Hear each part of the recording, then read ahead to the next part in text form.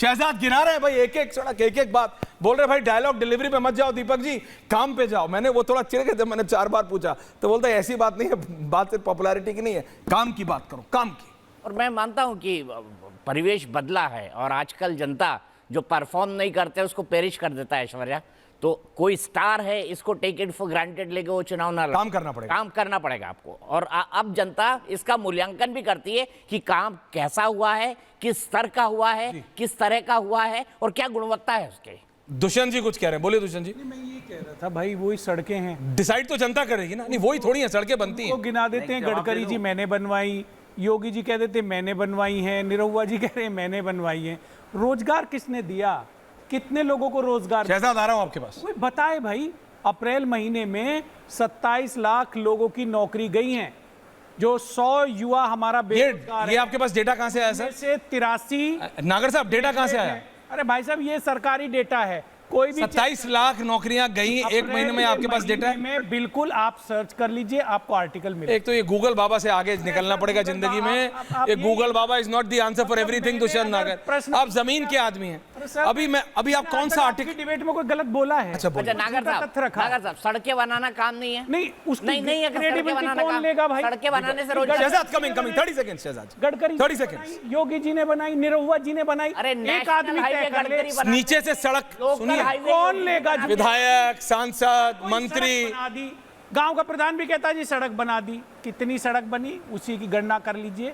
पहले जो 4 लेन की होती थी वो 1 किलोमीटर गिनी जाती थी, अब उसको 4 किलोमीटर गिन रहे हैं। ये भारतीय जनता पार्टी का विकास है।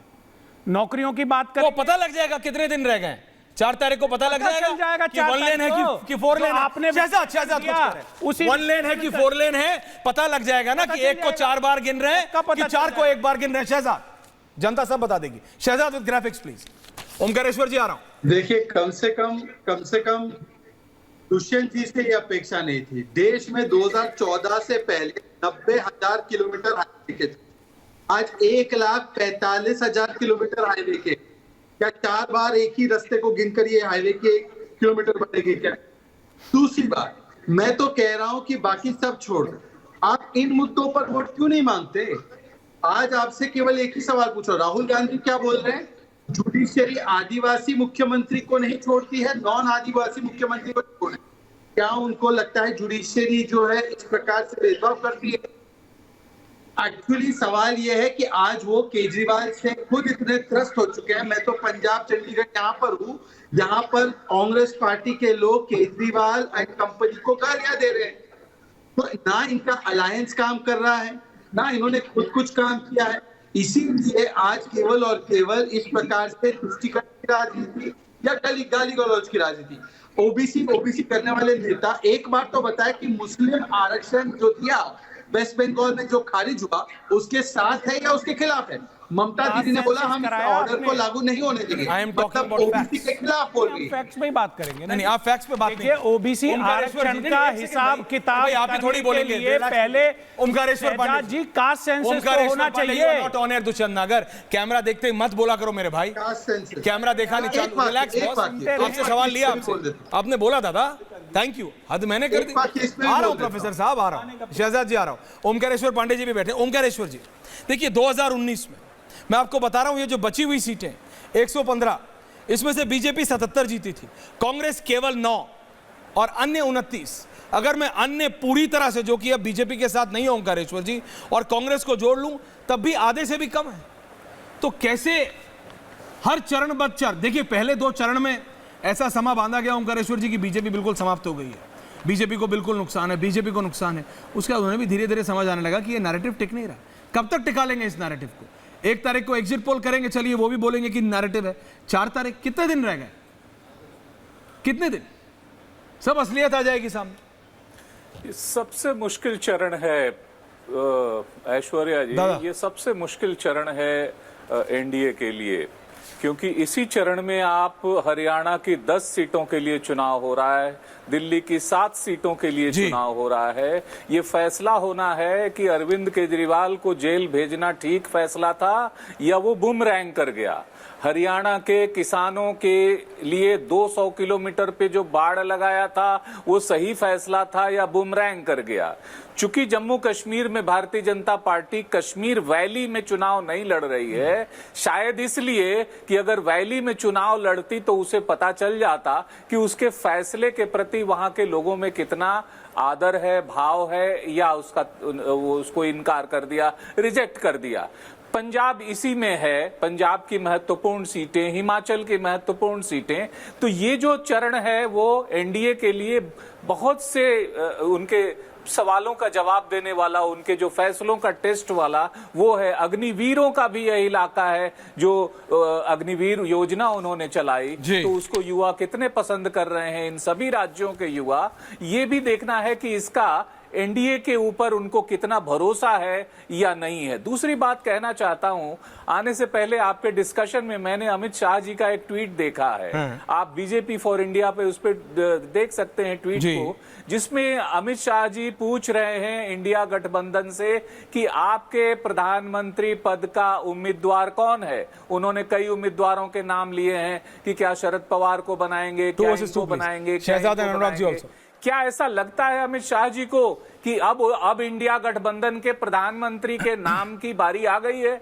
इसका मतलब वो कहीं ना कहीं एक्सेप्टेंस है कि अब हमारा नहीं, अब आप अपना बताओ भाई, हम तो चार्ज देने वाले हैं, आप कौन व्यक्ति चार्ज लेगा, ऐसा लग रहा है। आपने अरविंद केजरीवाल ने भी और सवाल पूछ लिए हैं। Omkareshwar ji, you are a senior journalist, आपने मेरे से ज्यादा रैलीज, आपने मेरे से ज्यादा लीडर्स को कवर किया है, मैं ये मानता हूं।